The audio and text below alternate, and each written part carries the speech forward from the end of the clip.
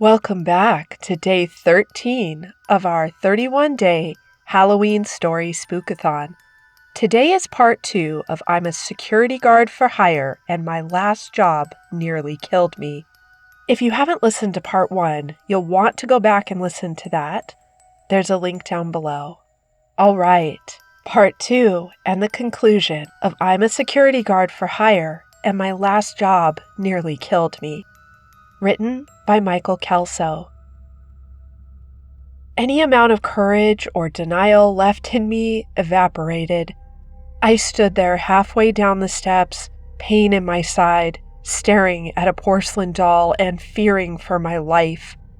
I climbed the stairs and sat on the top one, across from the clown. There was no way I was going to touch it, but there was no way I was going to let it out of my sight either. The next few hours were a blur as the store became a carnival funhouse. I heard footsteps, music, crashing, and even sounds I couldn't identify. But I refused to take my eyes off of the clown. My platter screamed at me, telling me I hadn't taken my mid-shift bathroom break, but I refused to take my eyes off the clown. When the owner unlocked the door, she found me in the same spot, sitting at the top of the stairs, staring at the clown. "Are you all right?" she said, coming over to me. It took me a moment to realize she was real. "Yes, I'm fine," I said, staring down at the clown. "I just wanted to buy this thing." She looked back and forth from me to the clown. "I have a friend who collects these," I said to her, unasked question. Sure," she said. "You wanna bring it over?" "Actually, I was wondering if you could take it and gift wrap it for me," I said, my eyes glued to the clown. "Of course," she said hesitantly, picking up the clown and carrying it over to the counter. I struggled to my feet, nearly falling down the stairs again as my numb legs struggled to function. I shook out the pins and needles and waited for my balance to return before walking over to the counter and paying for the doll. "Thank you very much," the owner said with her cashier's smile that didn't quite make it to her eyes. "Are you going to be okay?" I looked at the brown wrapping paper that enveloped the clown and smiled. "I'll be fine, thanks." I stepped out into the cold air and walked to my car. The keys slipped out of my hands as I tried to unlock the door. The second time around, I unlocked it and got inside, putting my parcel on the passenger seat. I turned the key in the ignition to start the car, and nothing happened. I sat back and sighed. Then I slapped the brown paper wrapper and tried again. The car roared to life, and for the first time in a while, I felt in control. I drove away from work, ending up on a dirt road I used to visit when I was a dumb teenager. I knew the road ended at a quarry, and I wasn't going very fast. But when I pressed the brake, nothing happened. I kept going straight toward the edge of the cliff.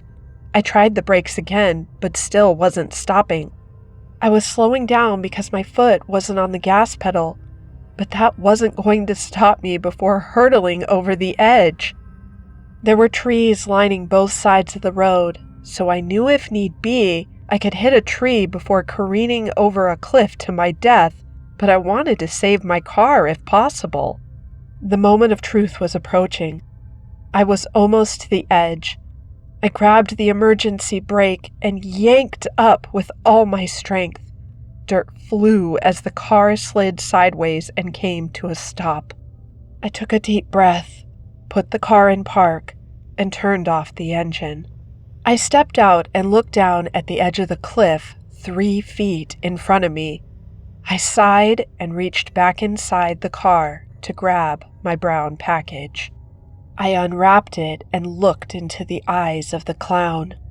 "Sayonara, sucker," I said, then threw it over the cliff and watched it fall in slow motion hundreds of feet and shattered against the rocks.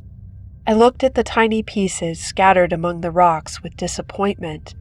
At least I could have seen some evil vapors floating up, or the thing burst into flames when it shattered, I thought. I guess I've watched too many horror movies. I got back in my car, and it started on the first try. I smiled as I drove home and slept like the dead until my alarm went off and it was time to get ready to go to work. I sang in the shower.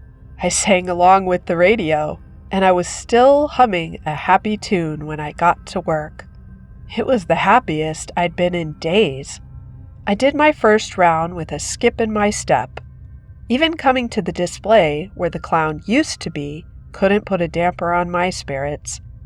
The empty space on the shelf where it used to sit made me smile.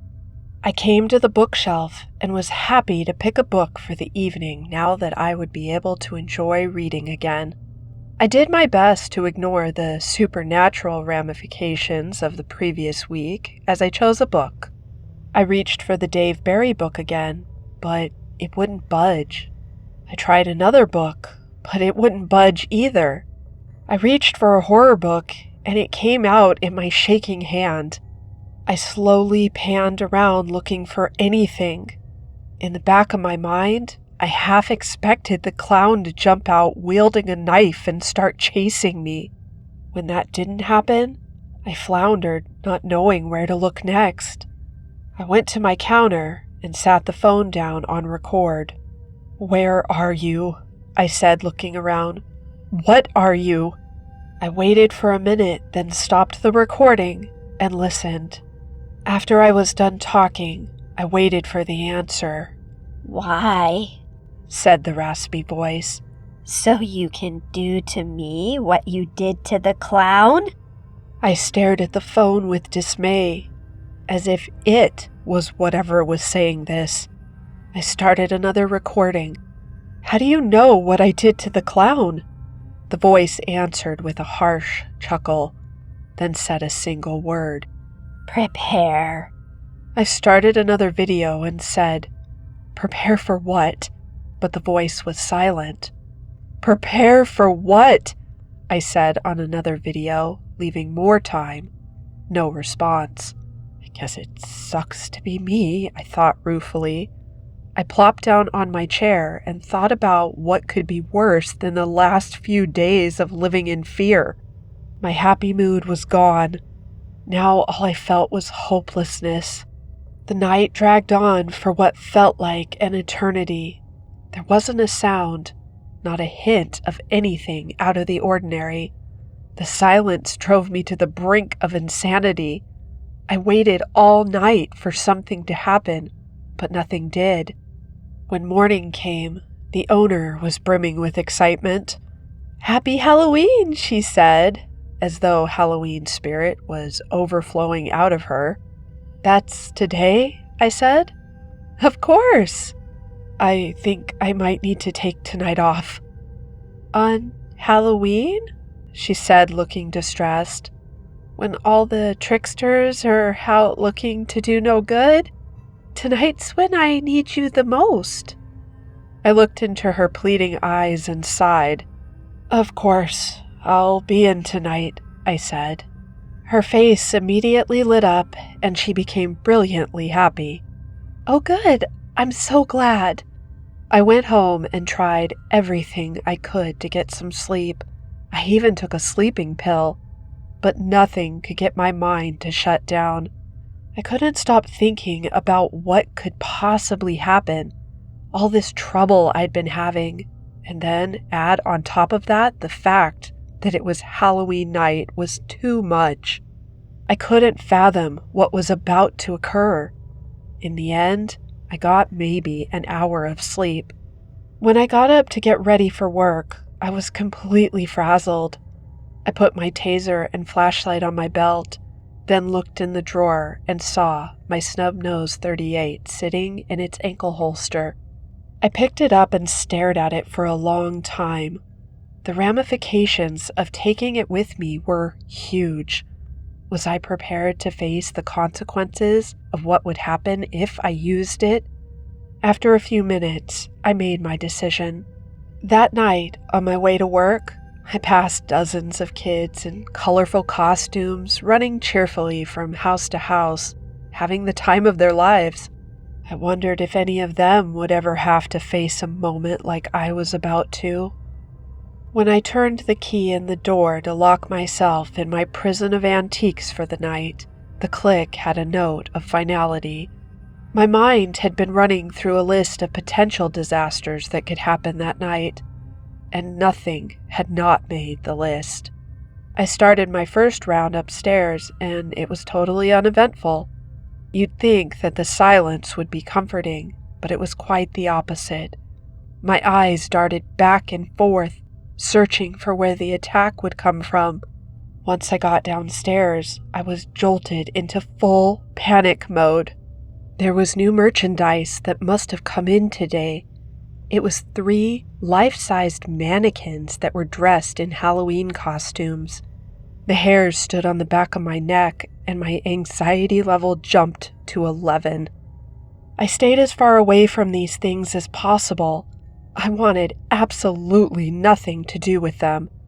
I was tempted to call the owner right then and say I quit. I desperately wanted to take a book off the shelf and read, to take my mind off of the stress, but I knew that all it would let me take was horror. I sat at my counter after my first round was done. My leg bounced nervously, and my hands sat on the counter shaking. I didn't know if I was heading for a heart attack or not. I sat there, dreading my second round, waiting to hear anything unusual happen like had been for the last week, but there was nothing but silence. Dreadful silence. It was like the silence of a volcano that was quietly building pressure until the eruption, and no one ever sees it coming. That's what I was waiting for, the eruption. Second round came, and my walk through the upstairs was disturbingly quiet. When I got downstairs, I noticed 2 of the 3 mannequins were still where they were supposed to be. The third was missing. Please, can't I just have one peaceful night? I thought. As the thought rattled through my brain, I heard a rustling. I looked over to the side, and the third mannequin was stepping toward me. I froze in shock. The impossibility of what was happening seemed to ricochet off my brain. It refused to penetrate. The mannequin took a step toward me, then another. Finally, my mind got out of denial mode and into full red alert mode. I pulled out my taser and put the red dot in the middle of the mannequin's chest and pulled the trigger. The surge of electricity didn't faze it. It kept stepping toward me. I didn't know what to do. As a last resort, I reached down to my ankle and pulled out the .38. The mannequin started waving wildly and making strange noises. It terrified me beyond anything I'd ever felt before. It was a mere half-dozen steps away from me when I fired. I hit it square in the middle of the chest. There was a small hole in the front, and something flew out the back. The mannequin stopped, as if I'd just hit the pause button.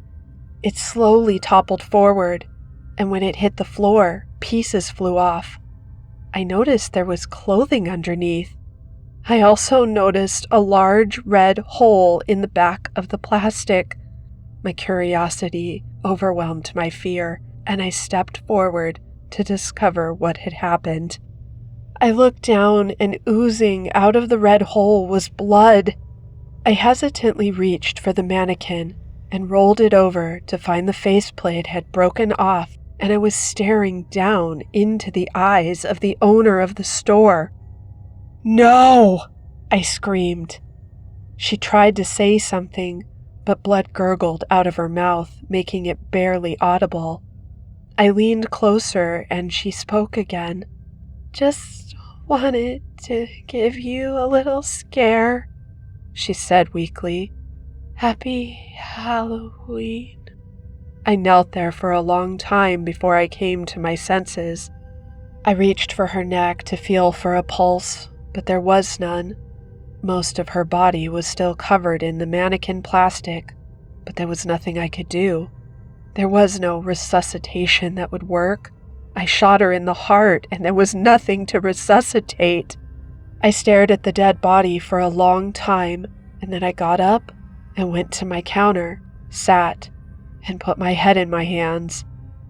After a few minutes, I pulled out my phone, turned on the video recorder, and said, "Are you happy now? Is this what you wanted? For me to destroy my life out of fear?" I let it record for another minute, then turned it off and hit play. I heard the sound of my own voice desperately asking the question, then silence. I recorded another video. "Answer me!" I screamed. "This is what you wanted? Say something! Gloat! Do something! Anything!" I played it back, but there was still silence. Maddening silence. I looked around in desperation, trying to see what was different, when my eyes landed on an empty spot on a shelf. The ventriloquist dummy was gone. Someone must have bought it during the day. I stared at the empty spot in unbelief. Was that it? Was that what was causing all this grief, all this madness? To test the theory, I went back to the bookshelves and pulled out a Dave Barry book. It slid off the shelf into my hand. I looked down at it and realized whatever had been terrorizing me was gone. I should have been relieved. I should have been happy. Then I looked over and saw the arm of the dead woman with a hint of the puddle of blood beneath her. I knew it had destroyed my life. It didn't matter that it was no longer here. For a fleeting moment, I thought about cleaning up the mess and burying the body on the outskirts of town somewhere she would never be found. But she didn't deserve that. I couldn't do that evil thing to her after all she had done for me. I sat down and typed this out on my phone so that others would know the story, so that this woman wouldn't have her death be a mystery. I also wanted to warn others of the dangers of unknown things. Don't play with these things. Don't challenge them. Get away from them before they ruin your life, as they've ruined mine. After typing in this story, I realized there was still one thing left to do. I went upstairs and broke into the office. I dug through the receipts for the day and found the one for the ventriloquist dummy. Fortunately, the woman who had bought it paid with a check, and the owner hadn't had time to take it to the bank yet. I pulled out my phone and took a picture of the check, which had her home address on it. I got in my car and drove straight there. All the colorful munchkins had abandoned the streets to go home and work on their stomach aches. It was after midnight when I quietly broke into the woman's house. I pulled out my flashlight and searched the entrance hallway, then not finding it, moved to the parlor. There were quite a few antiques in the room. I looked around slowly, trying not to miss what I came for. Finally, I saw it sitting on a small table near the far end of the room. I went to it and picked it up. It was much heavier than I expected. I struggled to balance so it wouldn't fall to the floor and wake the house owner. I turned to leave and nearly ran into the old woman standing in front of me. "Who are you, and why are you holding that?" she said in a tone that conveyed more curiosity than alarm. "I'm sorry, ma'am, but I have to take this." I struggled to keep it in my arms. "There are many other items in this room of greater value," she said, gesturing around. "Why that particular one?" "I don't really want to say, ma'am." "And I don't want to be standing here on the cold floor in my robe watching a stranger take my property. Yet here we are." "Would you believe the warranty ran out and I need to take it back to the shop?" She glared at me like a teacher I had just told the dog ate my homework. "Okay, the truth is this thing is evil," I said. "Evil?" she said. Whatever would give you that idea? I sighed, then quickly went through the recent events, hitting the highlights. And you still have these recordings? She said. Yes, they're here on my phone, I said, setting the dummy down and pulling out my phone. Would you mind if I listened to them? I shrugged and played the video one by one as she listened with such curiosity that she barely moved. When they were done, she stepped back with a pensive look. Interesting, she said. Now do you see why I have to destroy it? And you were the only person in the store when these recordings were taken? Yes. So it was speaking directly to you? I believe so. Why? There are two erroneous assumptions you made about this object and myself, she said. What are those? First is that this object is evil, she said in a mannerly tone with just a hint of teacher in it. Inanimate objects are neither intrinsically good nor evil. But this thing, I said, pointing at the dummy. Yes, it did things that made you react a certain way, but that still doesn't define it as evil. I looked dubiously from her to the dummy and back.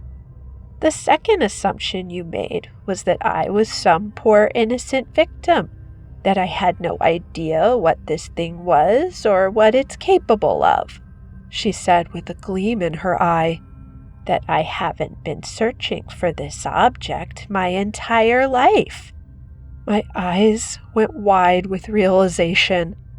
And now that you have it, what will you do? I said in a voice that sounded detached and distant. Prepare, she said in a low, raspy voice that sounded so much like the voice on the recordings it gave me chills. I reached down to tie my shoe, then sprung up, pistol in hand, and shot her in the forehead. Her head snapped back, then slowly drifted forward. She gave me a look of surprise that turned into sheer rage. You think that you can? She said before collapsing to the floor. I watched as she bled out onto the ancient carpet. That's gonna leave a stain, I thought. I looked down at the ventriloquist dummy, then looked around the room at the many other objects. Each of them looked old, just like the dummy. I felt a closeness in the air like a pressure building. From the front hall, I heard a crash. I felt the dummy drawing my attention. Suddenly, I felt surrounded and helpless. I ran to my car, feeling better as soon as I hit the cold air outside. I stood there gasping, sucking in lungfuls of fresh air. Then I turned and looked back at the house. The thought of all those things being sold at auction to unsuspecting victims was more than I could bear. In for a penny, in for a pound, I thought, digging through my glove box and finding a lighter. I stepped back into the house, feeling stifled as soon as I did, and found as many papers as I could. There was a stack of old newspapers in the foyer. I crumpled some up and threw the rest of them in the middle of the parlor floor. I lit a handful of crumpled newspapers and threw them in the corner. Then I lit another as a large glass cabinet suddenly tipped over, nearly crushing me. I dodged, then lit some more newspaper and dropped it beside the cabinet. Objects started flying. Small ceramic figurines darted through the air toward me. Some missed and hit the wall behind me. Others hit with surprising force, cutting me, but only increased my resolve. I continued to light bunches of paper and throw them around the room while flames climbed high, licking the ceiling as they devoured the curtains. The entire room was ablaze and in chaos. Inanimate objects became deadly missiles as the flames consumed the room.